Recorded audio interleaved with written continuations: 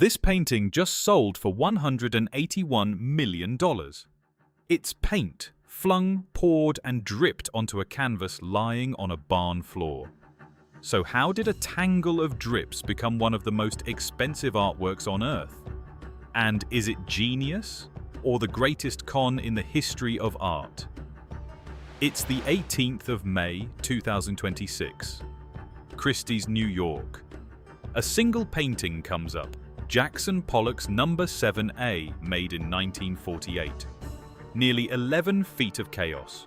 Black, white and silver paint, whipped across the canvas in loops and splatters. The bidding opens at $82 million.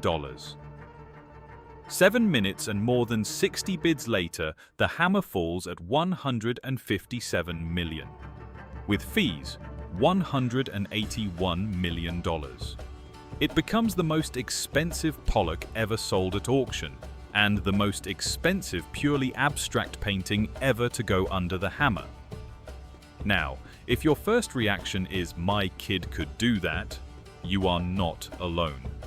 You're actually repeating a debate that's raged for 75 years. Because to a lot of people, this doesn't look like a masterpiece. It looks like a mess. So, who was the man who made it? His name was Paul Jackson Pollock, born in 1912 in Cody, Wyoming. He trained under a traditional American painter, learned to draw the human figure, and then spent years drinking, struggling, and going nowhere. For most of his life, Jackson Pollock was a failure. What changed everything was a barn. In 1945, Pollock married the painter Lee Krasner. With a loan from the heiress Peggy Guggenheim, they bought a rundown farmhouse in Springs on Long Island. And Pollock converted the barn out back into a studio. That barn is where it happened. And its floorboards are still there today, soaked, drenched, encrusted in decades of dripped paint. It looks less like a studio and more like a crime scene. Here's what made Pollock different. He took the canvas off the easel and laid it flat on the floor. He used no easel, often no brush at all. Just sticks, dried brushes, and hardened tubes, letting the paint fall from above. He walked around all 4 sides and sometimes right into the middle of it. He said he wanted to be in the painting. No plan, no sketch, just motion, rhythm, and gravity. Critics gave it a name: action painting. And here's the twist that's easy to miss. It looks random, but it isn't. Look closely, and the drips are layered, balanced, woven edge to edge with a control that's almost impossible to fake. Physicists have even argued his best drips contain fractal patterns, the same kind of structure you see in coastlines and clouds. If they are right, this chaos was quietly organized. Speaking of things worth watching to the end, this channel is free, unlike the painting, so subscribe to Art and Beyond and stick around. Because the story of how these drips became a fortune is genuinely strange. Take the painting that just sold for $181 million. Pollock didn't sell it for a fortune. He gave it away, as a gift, to a friend, the photographer Herbert Matter. From a free gift between friends to $181 million at Christie's. So what actually happened in between? The answer is a machine.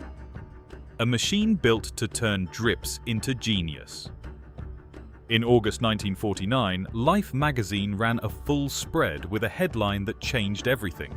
Jackson Pollock, is he the greatest living painter in the United States? Overnight, a struggling alcoholic from Wyoming became a national celebrity.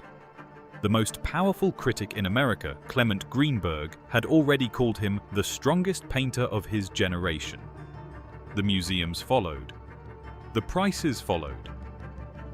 And here's the part that makes people uneasy. During the Cold War, some historians argue, American abstract art was quietly promoted abroad. Even, it's been claimed with covert backing, as proof that the free world produced freer, wilder art than the Soviets ever could. Pollock's chaos became a weapon. That theory is still debated, but the question underneath it never goes away. Were we sold a genius or sold a story? Pollock himself never got to enjoy the myth. He drank heavily his whole life, and by the mid-50s he had almost stopped painting. On the 11th of August 1956, drunk behind the wheel of his convertible near his home in Springs, he crashed. He was killed instantly. He was 44 years old. One of his passengers died with him. And in death, his legend only grew. A wild, doomed American genius who died young. It's the perfect story. And a perfect story sells. So, $181 million. What are you actually buying? Not just paint on canvas. You're buying the barn, the myth, the Life magazine cover, the tragic death, the 75 years of critics insisting this is genius. The seller was the estate of one of America's richest publishers. The room was full of billionaires, and only a handful of these giant drip paintings still exist in private hands. Rarity plus myth equals $181 million. Here's the thing about a Jackson Pollock. Stand in front of one and you genuinely cannot tell if you're looking at the greatest breakthrough in modern art or the emperor's new clothes, sold to us with total confidence. Maybe that uncertainty is the whole point. What do you think? Is it genius or is it hype? Tell me in the comments. And if you want another painting whose price makes no sense at all, watch our video on the $450 million Salvator Mundi next. Until next time.